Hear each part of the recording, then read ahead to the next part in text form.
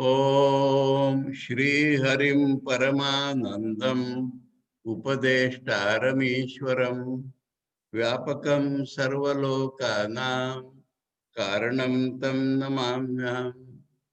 Friends, we are meeting after a long time, and so I wish to recapitulate so that we will get proper connected in our mind. We are read up to Shloka 40, but let me recapitulate today. And then if time permits, I will proceed. So, first, the name of the book, you remember, Aparokshanubhuti. Our today's what we call our experience, our knowledge rather, the means of knowledge can be divided into two different categories, direct and indirect, pratyaksha and apratyaksha or paroksha. Now, paroksha knowledge does not influence us to remove the validity of the pratyaksha knowledge. We see the world, we hear, we touch, smell, taste. It produces a sense of realism about the world in us. And so by logic or any of the other means, by hearing from ordinary people, this reality of the world, realism of the world does not go from our mind because they are indirect. Now, how this realism of the world can vanish? There are two methods. One is alaukika pratyaksha and the second is this aparoksha. In alaukika pratyaksha, our sense organs are not touching their objects, and yet the experience is much more direct, much more strong, and that only can influence us. The example, Shri Ram Krishna's bhav experiences, or anybody bhav experiences. One small example I give of the bhav experiences. Those who have visited the Kali Ghat Kali of Calcutta, it has no shape, one stone painted orange everywhere by Sindur, and two places where eyes could have been there, they have been marked. But Ram Prasad and Kamalakant had wonderful vision of the beauty of the mother looking at that. So it is not that stone which is giving them the experience. That is the experience when a man's level of consciousness rises higher. And that gives them such a sense of validity. They don't consider this what we see by the eyes at all. This is one example. So when I'll quote another example,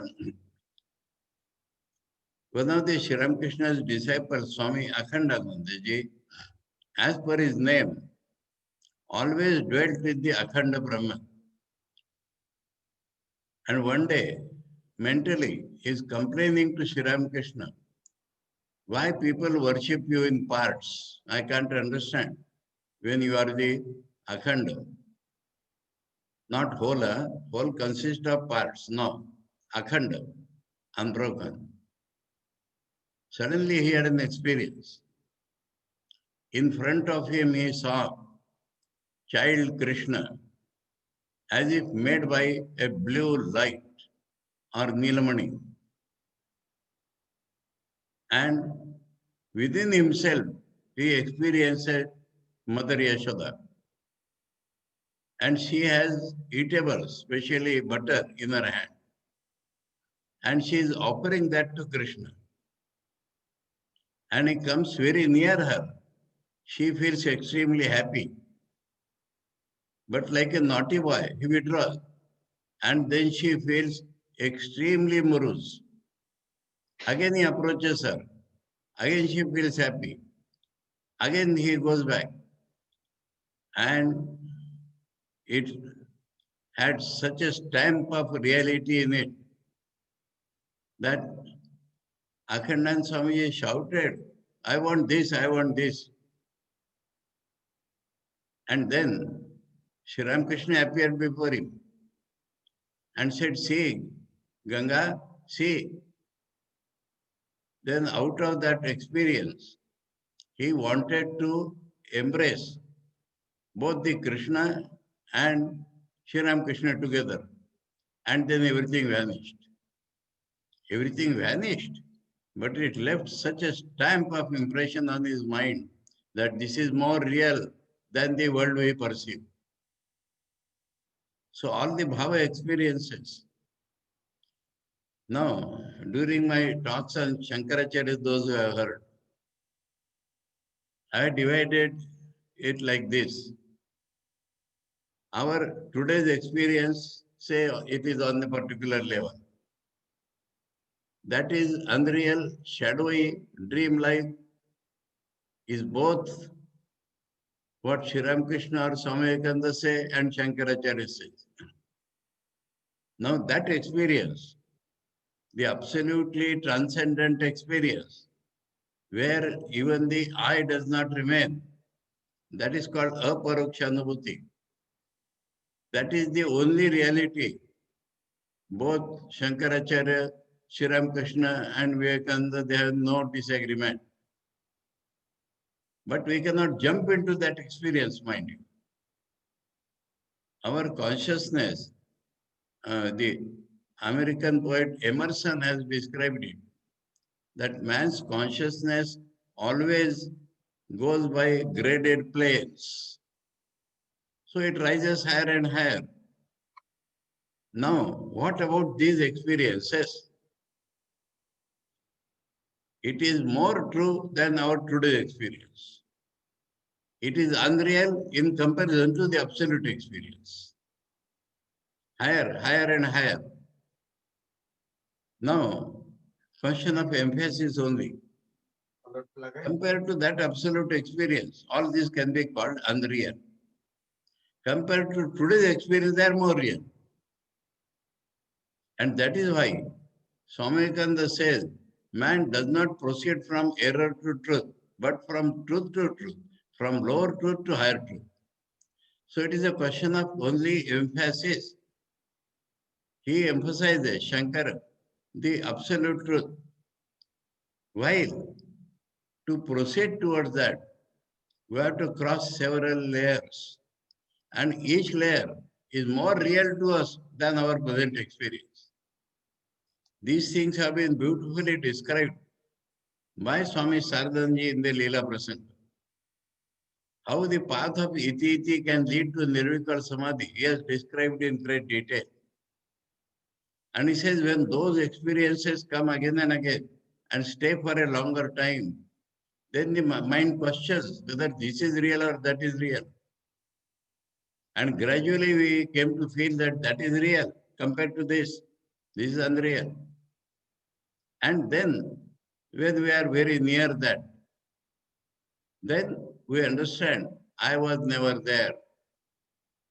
If you read Mundaka Upanishad, in which two birds on the same tree are described, and this lower bird eating fruits sweet and bitter sees that there is an upper bird. He is not eating anything, he is sitting serene. Now when he eats some bitter fruit, he goes one step towards him. And when he reaches him very near, suddenly his experience changes. And he sees the lower bird was never there. The lower was never there. It was only the shadow of the upper bird. So this is how man travels. So today's realism produced by our mundane experience can be and is cancelled by any experience of a higher level. But if we seek the absolute truth, then other than this alaukika pratyaksha, I'm deliberately using a Vedantic terminology, mind you. Alaukika pratyaksha is a Vedantic terminology. And then when the experiencer, the object experienced, and the experience itself, they all become one. And the experiencer does not remain, but the experience remains. That is called aparoksha, immediate awareness. Immediate not in the sense of time, but no mediacy. We also explained that day that in the German philosopher Kant has described that the mind is made of time, space, and causation. And whenever we want today, in our today's experience, whenever we try to experience anything, we project our mind. And in that web of the mind, whatever is caught or whatever the reality exists as projected on our mind, that much only we can know. So we cannot know real nature of even a grain of sand, can't say. What to talk of God? So when by intellect he came to analyze this, he said we cannot experience reality, give it up. Let us see how we can live better, happily in this world. This is called escapism. Swami Vivekananda also read that and he came to understand. He was thinking that this Western method of analysis or tarka can give me the reality. At that point, he understood it can never give me the reality. But then, because he was of a different caliber, instinctively, you may say, he understood that there is another means, and that is called meditation.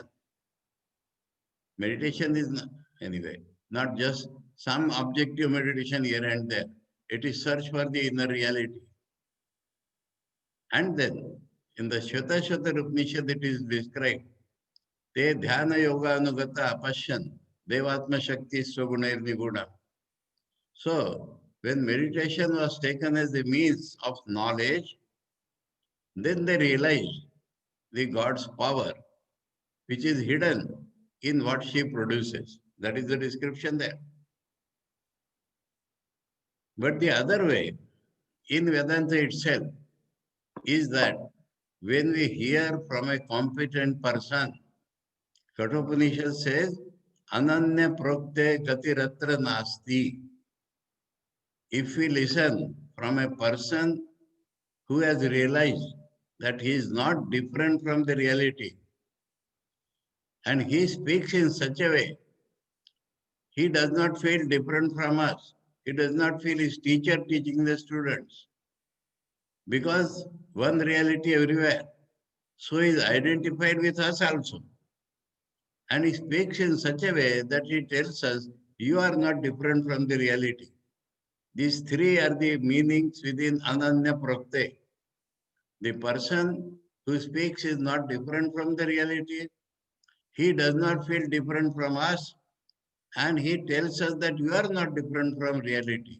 When this thing happens, Gatiratra Nasti, there is no chance of going here and there. We land straight into that reality.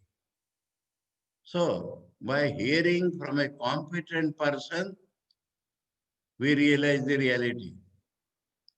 So, this by hearing and by meditating, both have equal supports in Vedanta. Now, Shankar will say here that this will help that.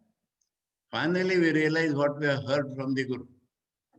So, this is called aparoksha anubhuti, where there is no mediacy of mind and indriyas.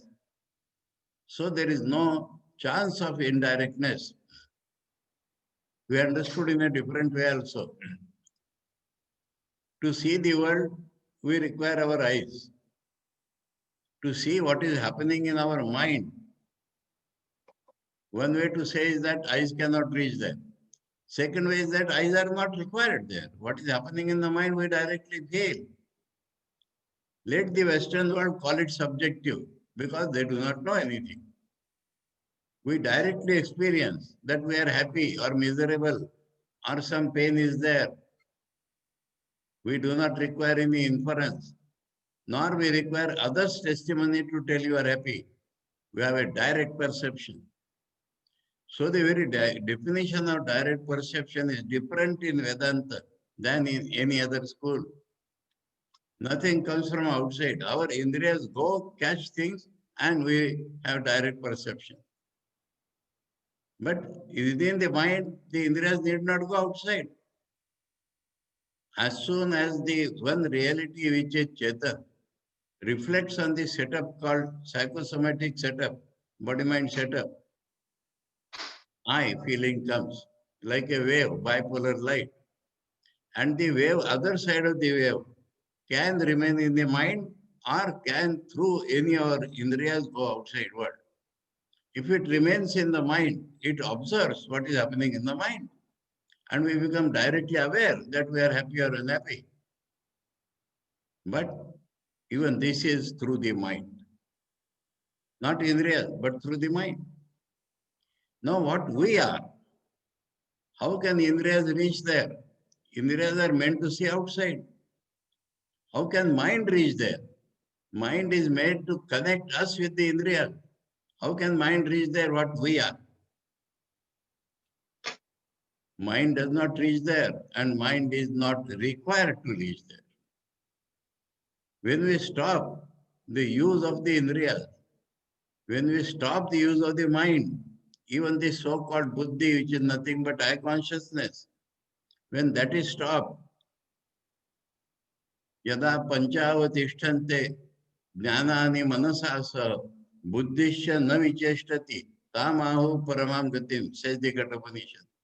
Then we realize ourselves. To realize ourselves, we do not require others' eyes. To realize ourselves, we do not require to come out of the reality to observe it. To realize our real nature, we have to stop using our going outside. That is what Kathopanishad told us. Am yoga miti manyante. That is called yoga. Tat prapti upaya. This aparokshanubhuti, Shankar is telling us how to get it, how to approach it from today's position. This is the explanation of the name of the book, Aparokshanubhuti. Then, while starting, he Tam Namami Aham, I bow down to him. Who? Shri Hari. Shri Hari Shri is the honorific name. Shakti Yukta. Shri means Shakti Yukta. Hari means Vishnu. Vishnu with his Maya Shakti. Vishnu is the name of the all-pervading God. God is same. He is both transcendent and immanent. This immanent aspect of God is called Vishnu. And here Acharya is indicating, if we read between the lines, that it is by bowing down to this Saguna Brahma or the pervading reality that we can reach the transcendent Aparokshanubhava. So he says, bow down to Sri Hari, who is of the nature of absolute bliss. And if any teacher is teaching me, real teacher, is nothing but a form of that very Lord, Upadeshtaram, Ishwaram. He is the ruler of the world. Vyapakam Sarvalokanam. Vyapakam, he is the all-pervading. Sarvalokanam Karanam. And he is the Srishti Sthiti Pralaya Karan of all the lokas which we can see. And then after this bowing down, he says, I am talking about Aparokshanubhuti for the sake of realizing our purpose in life, which he terms as moksha, and only the good people should look at it again and again. Because of the sanskara, it requires a repetition. And then the beautiful shloka. We know that adhikar or fitness comes through sadhana chatushtaya. And we count that sadhanas vivek, vairagya, samadhi, shat sampatti and mumukshutva. Shankara changed the order. Vairagya, vivek, samadhi, shat sampatti and mumukshutva. Vairagya is the force, a feeling. Vairagya is a force which takes us away from the world. That is vairagya. Vivek is more or less an intellectual discrimination. And the result of Vivek should be Vairagya, but it is not always so. But if the Vairagya is there, Vivek will follow. If the Vairagya is not emotional, if the Vairagya is real, then Vivek also will follow.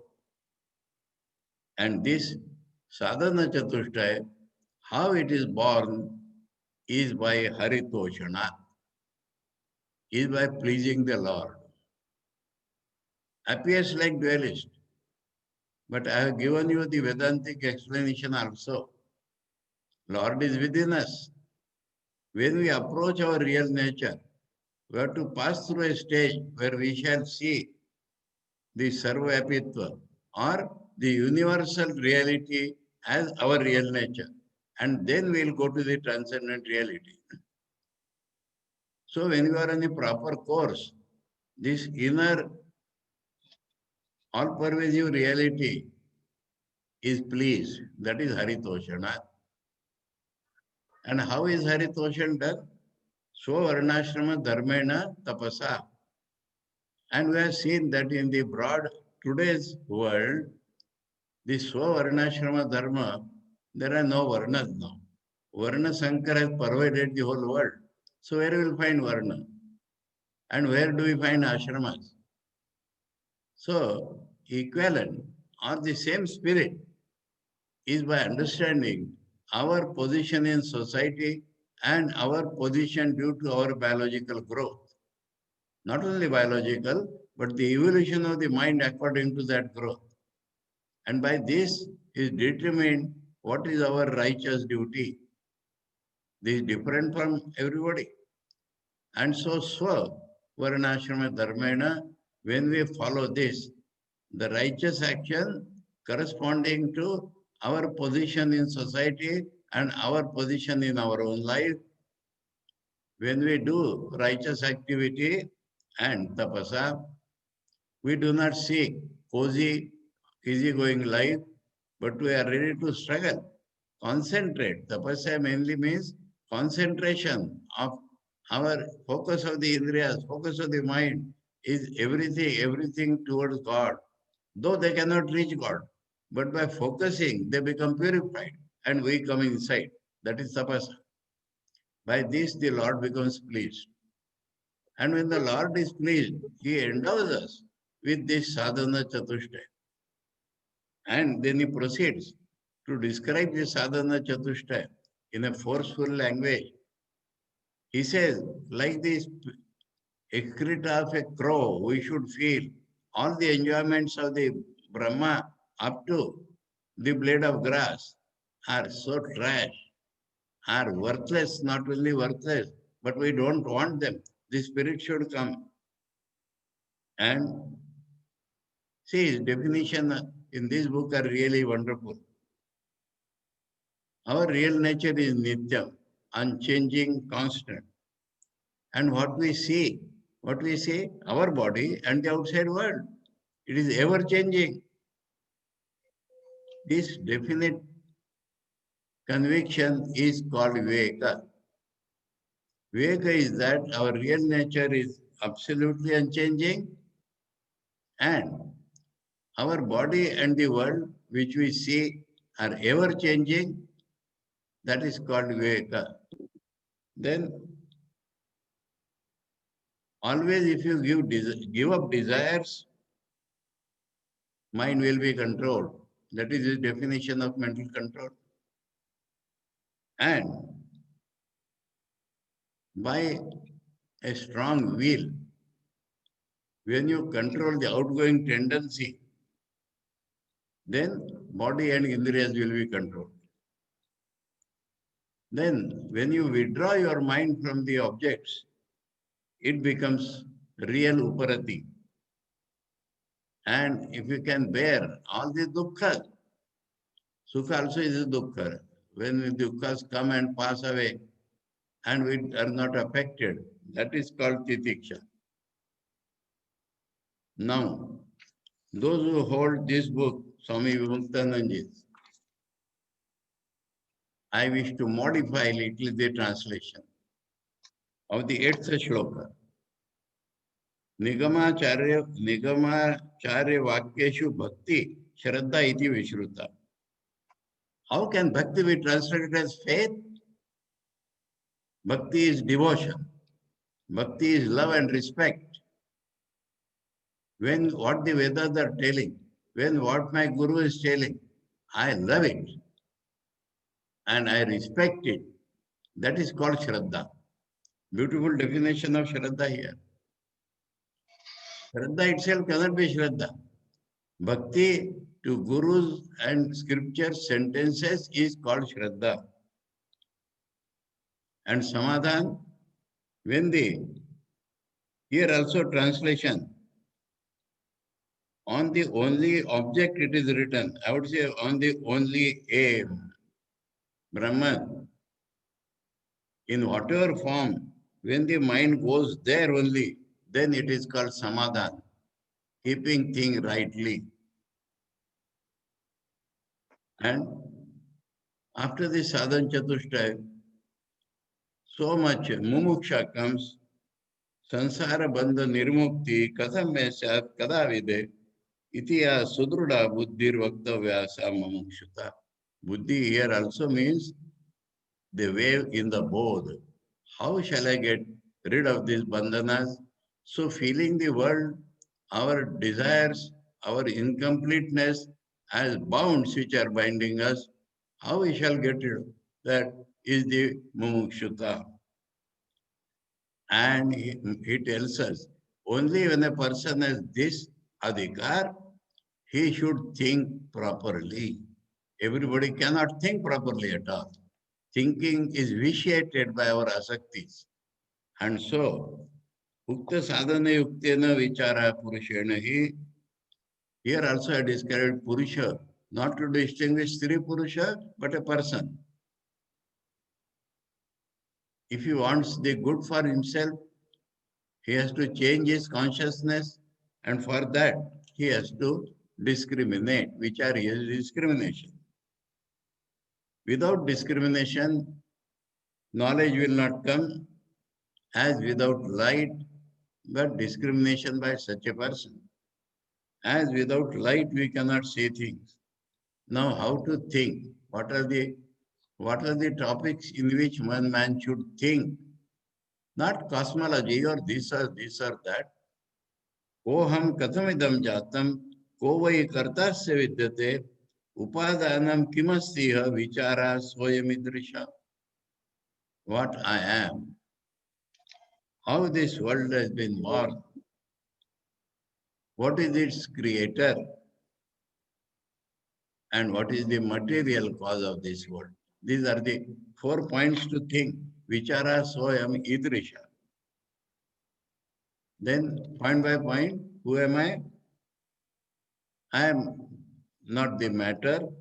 I am not body. I am not my indriyas. I am something totally of a different nature than this.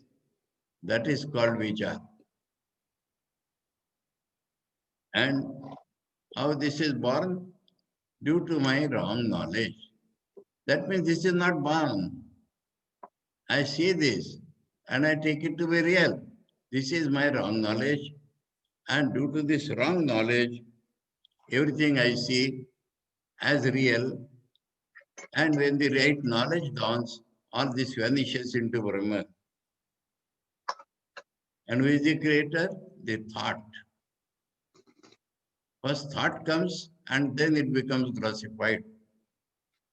Thought comes in the mind of Brahma and then it becomes grossified as the world. So thought is the creator. Wrong knowledge is by wrong knowledge the world is created. Thought is the creator. See, different definitions than our usual, what we call the hackneyed definitions. And what is the material cause? Brahman. Without giving the name, he says that one. One without a second. Subtler than the subtlest. Sat, the real. Avyayam, unchanging. is the material cause of this world. See, so what is this world made of? Brahman is the answer. How? He says, just like jar is made of clay, so this world is made of Brahman. We do not see. That is the difference. And now, with this revision of thinking again takes place. Who am I? I am the same. The real I, the only I worth is the same. Absolutely settled. The knower. Knower without change. Sakshi. Aware. Never changing. That I am. There is no doubt about it. That is called to think. In this way, one has to think. And knowing the Atman to be without parts, one without a second in all the beings, though covered by so many bodies. What more? He has told by ignorance or wrong knowledge, the world is born. Now he's defining ignorance. And he's telling that we see that Atma is identified with this body. What more ignorance can be there? What more wrong knowledge can be there? Because bodies consist of so many parts. Well, the Atma is without parts. He continues, Atma is the ruler. Atma is inside. Body is outside. Body is ruled. How can this be two? When they see two to be one, what more wrong knowledge or ignorance can be there? Atma is consciousness. Atma is holy. Body consists of flesh and body is dirty. To see them as the same, what more ignorance or wrong knowledge can be there? Atma is the revealer. Atma is clean. Body consists of inertia, tamogun. Those who think these two are the same, that means body is myself. What more ignorance or wrong knowledge can be there? Atma is eternally unchanging and Atma is real always. Body is temporary and body consists of asat, unreality. Here I used an expression heard from my guru that the whole world, including our body, is inherent nihilism. And to think that these two are same, what more? Not think, prapashanti. In our consciousness, in our awareness, these two are the same. What more wrong knowledge can be there? No, Atma is told to be revealer or light. But this light is not physical, mind you. Because of Atman, we see ourselves. Because of Atman, we see the world. This is called light of Atman. Not like a lamp, which does not shine when it is put off. So not like that light, not physical light, but light of consciousness. Now, this world, the fools, take this world to be I am. Though I know my body, still I feel I body. How can my be I? A jar can be called my jar. How can that jar be I jar? So by seeing a jar, we say my jar. I do not say I jar. Same thing should be about the body, my body. It should not be I body. What I am then? I am Brahman. I am same to all. I am Shanta. My nature is Satchit Ananda, my characteristics. This body which is unreal, I am not that. This is called knowledge by the wise people. This is knowledge.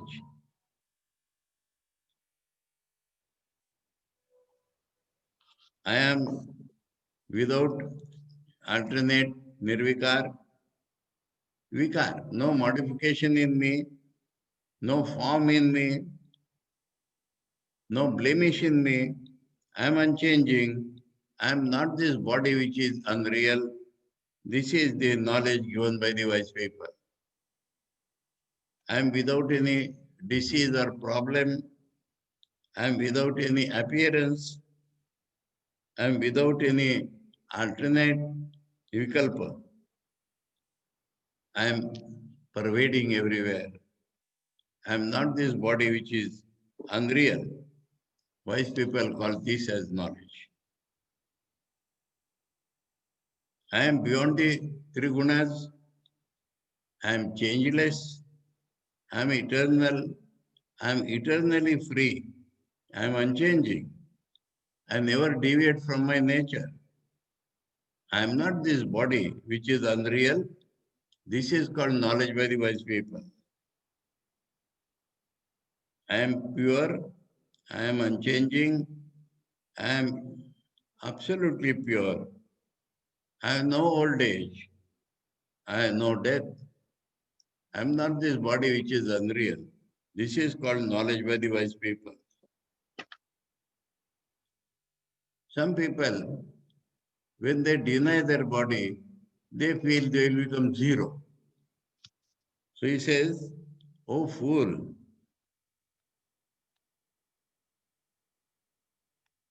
in your body, that Purusha, the reality, shines, most beautiful. How can you call it zero? It is beyond the body. It is not zero. Oh fool, why you are making it zero? Then he says, by scriptures and by reasoning, oh fool, you should understand that your reality is beyond the body. It is the nature of reality, but it is difficult to be seen by people like you. That means those who are identified with the body.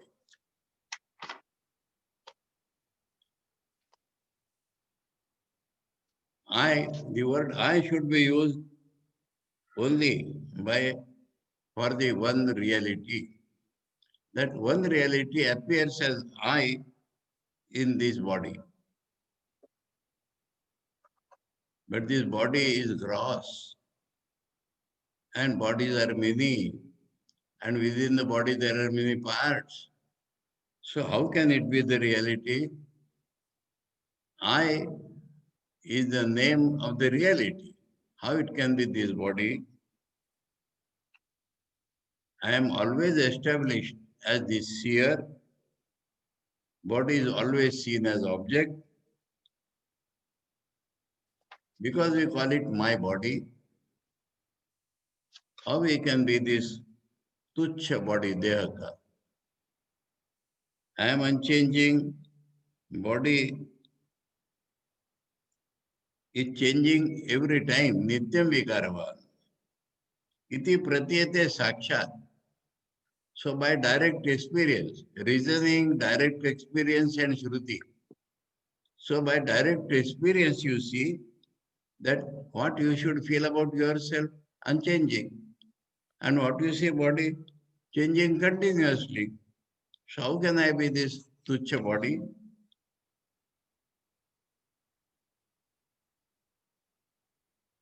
Now come to the scriptures.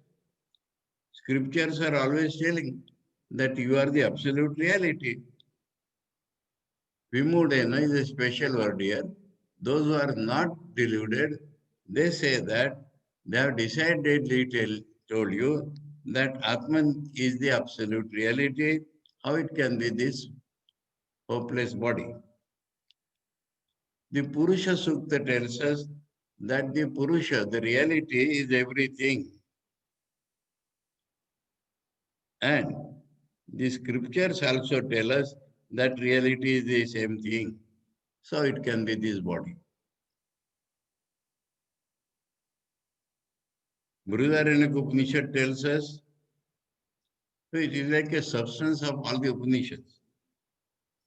that the reality is called unattached, untouched, and this body is infinitely dirty, infinitely attached to dirt. How can it be this body? And there itself, in the Brihadaranyaka Upanishad, Atman is told to be Swayam Jyoti, having its own light of consciousness, while the body is matter, while the body is to be revealed by some other light. How can I be this hopeless body? Now, even the Vedic Karma Kanda has to assume that the Atman is different from the body. Otherwise, who will get the fruit of the result? Who will get the fruit of the work? Who will go to heaven? If I am the body which is burned, how I will go to heaven? So even the Karma Kanda, though dualistic, talks of heaven, talks of a transmigratory soul. I will go to another body. So I am different from the body. And I reap the fruits of the work done in this body after the death. Now, this is about the gross body. Then about the subtle body or the mind within the body, it is also composite. It is also composite.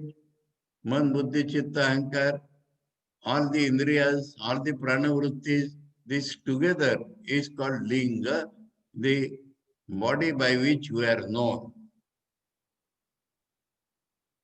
And it is also changing. It is also object. When we transcend in our consciousness, we can see our own mind and we can see the changes therein. And it is not pervading, it is unreal. How my reality can be this subtle body? So, the Purusha is the Lord, different from these two bodies. It is the reality of all. It is all, and it is beyond all, unchanging. Up to this we had read. Now, a turning point comes in Shloka 41 and Shloka 42.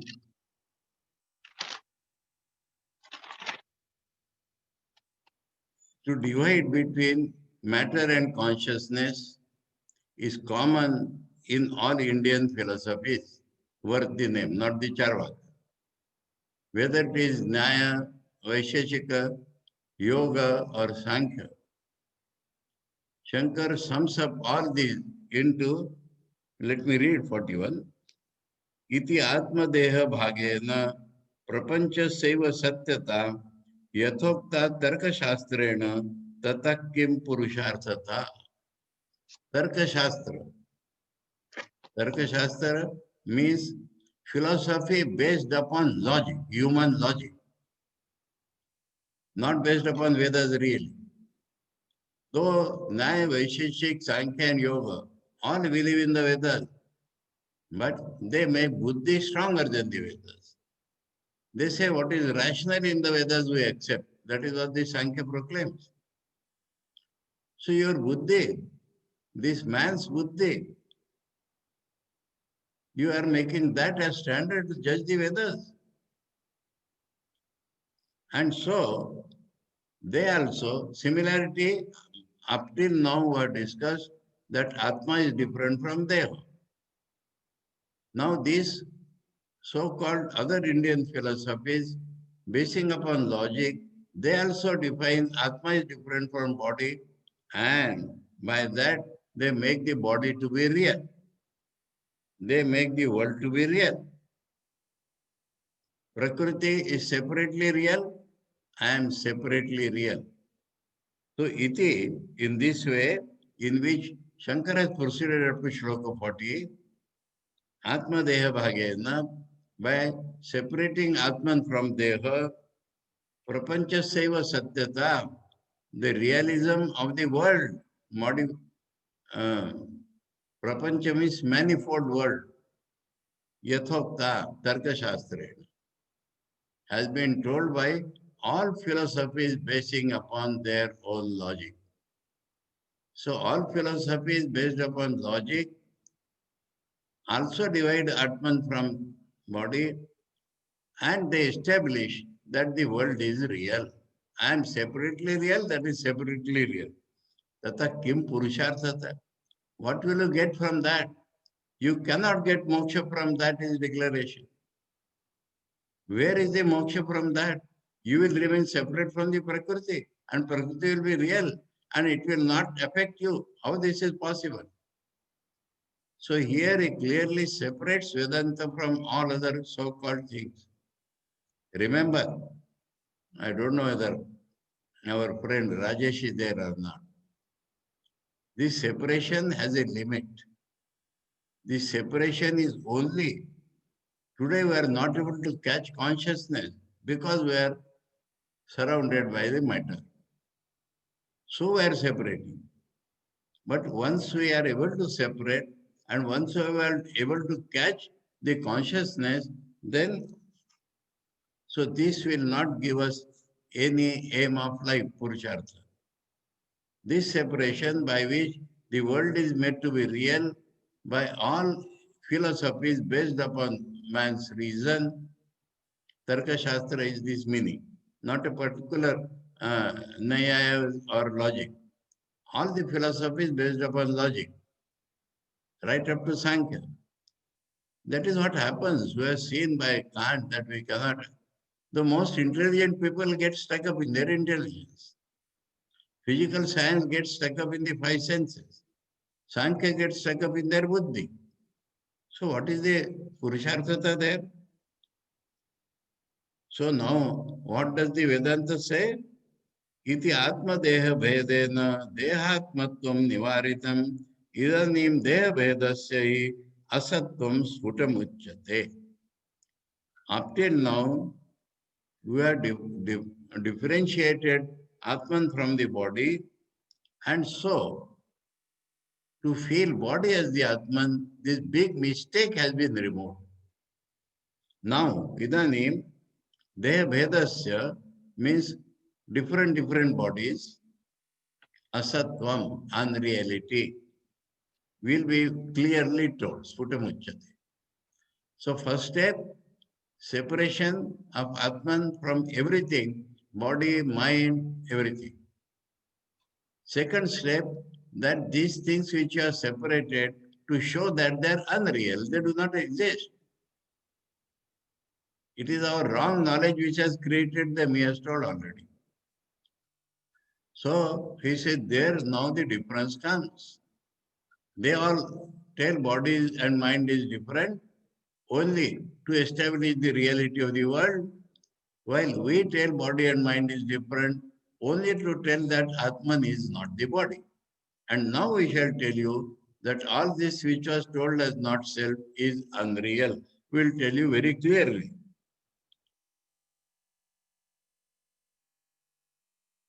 चैतन्यस्य एकरूपत्वात् भेदो युक्तो न कर्हिचित् जीवत्वं च मृषा ज्ञेयं रज्जौ सर्पग्रहो यथा.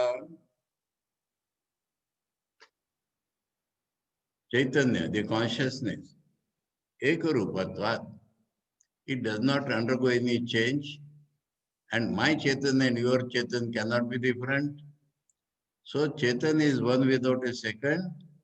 Chaitanya is constant. Both this meaning is ekarupatvat. Chaitanya has only one form, that is all Chaitanyas are appearances. Real Chaitanya is only one, and that real Chaitanya never changes. So, creating difference between you and me, creating difference between Atman and body also is not real. This body is an appearance. So where is the difference? Reality appears as this body. That very reality appears as this body. And my body different than your body. So the difference between Atman and body, the difference between body and body are unreal. And so what is unreal? I am Jiva is unreal. What is the definition of Jiva? Consciousness somehow associated with this body and mind. Is that not Jiva? Consciousness can never in any way get associated with this matter, body and mind. Consciousness has no parts. Consciousness is infinite. Consciousness is one without a second. How it can get associated with this body and mind? This is called wrong knowledge. In the Brahma Sutra Upadghat Bhashya Shankara said, by any logical process, we can never say how this consciousness becomes associated with the body. And yet, that is our knowledge. Tathapi Satyanrute Mithunikritya Ahamidam Mamedam iti Naisargikoyam Loka Vyavahara. In Loka Vyavahara, we see this I am, these are mine. This is very natural ignorance of the people. So ignorance is wrong knowledge is what is called fact. Many times we emphasize fact. Please remember, truth and fact are two different words. Truth is that which does not change. Fact of our experience is the complete expression. Fact of our experience. It may be a fact of your experience, but the experience will change. Then where will the fact go? And so, fact of experience is that I am a jiva. And now, bodies cannot be different. Their bodies are unreal. Bodies are appearance of the Atman. So, where is the jiva? Vedanta does not accept a jiva. Vedanta means the true vision of the rishis, not a particular philosophy. So, Jiva Brahma Ikyam, Jiva is a supposed reality. Jiva is our pratiti. Jiva is our feeling that I am consciousness associated with this body and mind. And body and mind will remain, I will remain separate. This is the foolishness of Patanjali Yoga or Sankhya. So, Jivatva is unreal. What is unreal? What we say world is unreal. No. The world of our experience is unreal. Our experience consists of three things, remember. I, the experiencer, is a part of our experience. World as an object is part of our experience. And the type of experience, seeing, feeling, touching, etc. This is called Triputi, and this is our experience of the world. And this is unreal. When we say that duality is unreal, what is unreal? Duality is unreal. When what is unreal? The jivatva is unreal. The very fact that I am the jiva is unreal. What I am has been described up till now. I am unchanging consciousness. And I have no touch with I or my. That is my reality. And when there is no touch with I and my, automatically I am the universal reality. You think of it in two ways. There is a reality of the world. We call it Brahman.